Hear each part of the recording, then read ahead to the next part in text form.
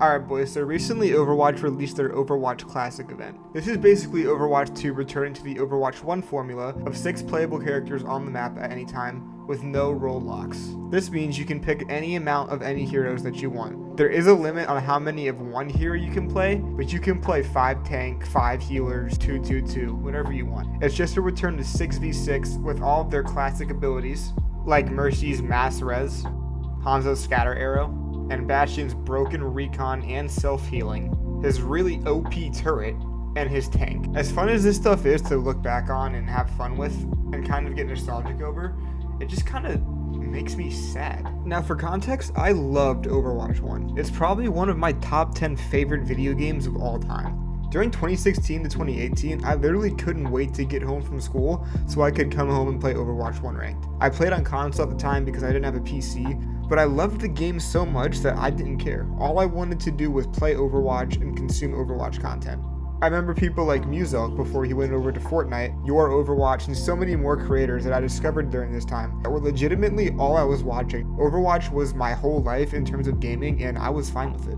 So how did the former Game of the Year winner from 2016 have such a steep fall off? What went wrong and what happened? I mean, Overwatch literally influenced Call of Duty to try their own hero shooter, and they influenced one of the most popular games of this current gaming generation, Valorant. So how did this all happen? Well, I can give you multiple reasons, and how about we start with this one? At BlizzCon in 2019, we started to talk about progression, and we showed the very early version of our talent system. You can play the same hero in so many different ways. Now with the skill tree, you can have fun every night doing different things. Yeah, the talent system is like really deep and rich. And so that was a fucking lie. Or this. $12,080. That is how much it would cost a new Overwatch account to unlock all of the old Overwatch 1 cosmetics. That's right, folks. Longtime owner Mr. Krabs is opening a new restaurant called the Krusty Krab 2. First of all, congratulations, Mr. Krabs. Hello, I like money. What inspired you to build a second Krusty Krab right next door to the original? Money. And even this. I don't think that you can look at the dynamics of that game. That's balanced by community members. It's balanced by community members. More variety, more moments, more counterplay, more exciting games. And they're going to sit there and tell you that what we have on live even touches any point of Overwatch 1's lifetime. First off, I mean, we were blatantly robbed. Look at this. Look how cool this is. Not only did we not get these skill trees that would have been an awesome thing just for player progression and to feel like you're working towards something outside of a competitive rank, we also got robbed of a complete PvE experience. Sure, we ended up getting some campaign missions that were purchasable for $15 that were also really bad, but we were gonna get a full-fledged story mode and survival missions and a bunch of other new PvE content that Overwatch players have been wanting for a long time, and it's just gone. The skill trees were something I was actually looking forward to, and I was like, wow, that's actually a feature that I think warrants this game being called Overwatch 2. It warrants a sequel. But now that that's not here, why is this a thing? Why are we playing Overwatch 2? It's just Overwatch 1, but worse. For example, remember these? Now yes, while loot boxes were not perfect by any means, they were a way to naturally get rewarded for playing the game. If I remember correctly, please correct me if I'm wrong, you got one for leveling up every time you leveled up. And it just gave you something to look forward to, like, oh, maybe I'll pull up a cool skin for my main, maybe I'll get a cool emblem that I want to rock for one of my characters that I like to play. It was just a way better way to monetize the game, and for all intents and purposes, while yes, it was still gambling and still frowned upon, and I'm not endorsing any type of loot box, it is somehow better than what we have now. Now, in the modern gaming climate, I understand that battle passes are normal, especially for free-to-play games, but a lot of people have criticized Overwatch 2 for just being a shop update. They added a shop, and that's it. A way for you to spend more money. I mean, just look at this. This is a mythic weapon for Soldier 76. To get the max version with all of its effects, that's 80 of these mythic points, and look how much 100 costs.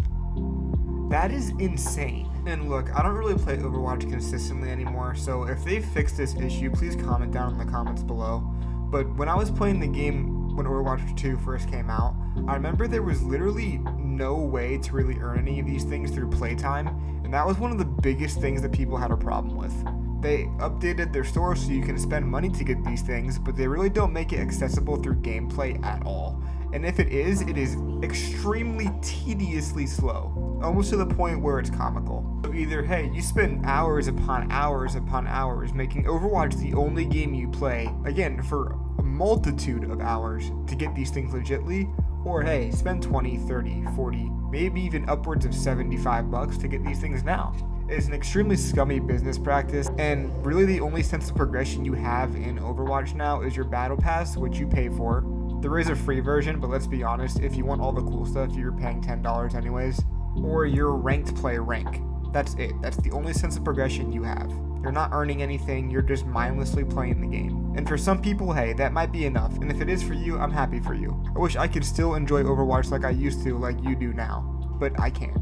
Now, some people might try to counter this point by saying, well, with the new system, you're straight up paying for what you want instead of getting it random out of a loot box. But that's the thing, those loot boxes I could earn consistently. Even if it was random, I was getting them every time I leveled up, which gave me a chance every single time to get something I wanted.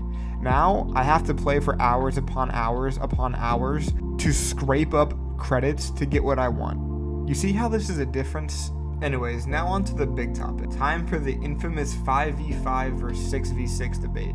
Now look, does 5v5 have pros? Yes it does. 5v5 is way faster than the original Overwatch. It feels more like an FPS than a team-based hero shooter. And the game overall relies on more individual skill and talent than 6v6 did.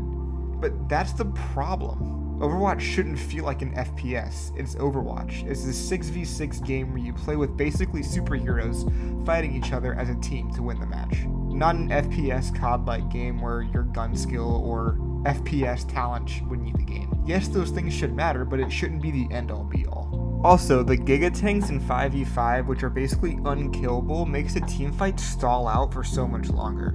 So while the game feels faster because you're getting into more engagements with the squishy targets, the tanks feel so much harder to kill and they just feel like bullet sponges, which can make the game feel really unrewarding. You can't make a play to kill the tank without your team. In 6v6 Overwatch, you could kill one of the tanks because there were two of them, so they were more easy to kill. Therefore, the flow of teamfights felt way more natural. It felt like you were progressing as you knocked out each tank and got further and further into the backline. Now you're just shooting a brick wall infinitely until they eventually die. It also just lets you be less creative with your team compositions. If you can't have 2 tanks, 2 DPS, and 2 healers, the comps you can run just become a lot more straightforward and less fun. And also, what is the role of an off tank?